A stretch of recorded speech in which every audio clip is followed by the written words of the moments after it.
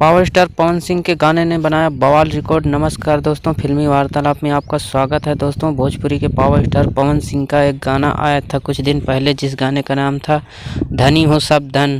दोस्तों, इस गाने को लिखे थे आशुतोष तिवारी और म्यूजिक था इसमें प्रियांशु सिंह का, और गाए थे इसको भोजपुरी के पावर स्टार पवन सिंह और शिवानी सिंह। दोस्तों, भोजपुरी के पावर स्टार पवन सिंह और आशुतोष तिवारी और प्रियांशु सिंह की जोड़ी जब भी आती है तो एक कमाल का रिकॉर्ड बनाती है। दोस्तों, इस गाने ने टॉप 10 की लिस्ट में ये गाना नंबर 10 पर ट्रेंड कर रहा है। ये वही आशुतोष तिवारी जी हैं जो हरी हरी उड़नी जैसा ब्लॉकबस्टर सॉन्ग दिए हैं। इनका गाना जब भी आता है पावर स्टार पवन सिंह की आवाज़ में तो ये नया एक रिकॉर्ड बनाते हैं दोस्तों।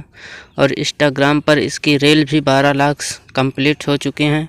दोस्तों, इस समय ये बहुत तेज़ी से वायरल हो रहा गाना और सभी जगह शादी ब्याह और ऑर्केस्ट्रों में बज रहा है दोस्तों।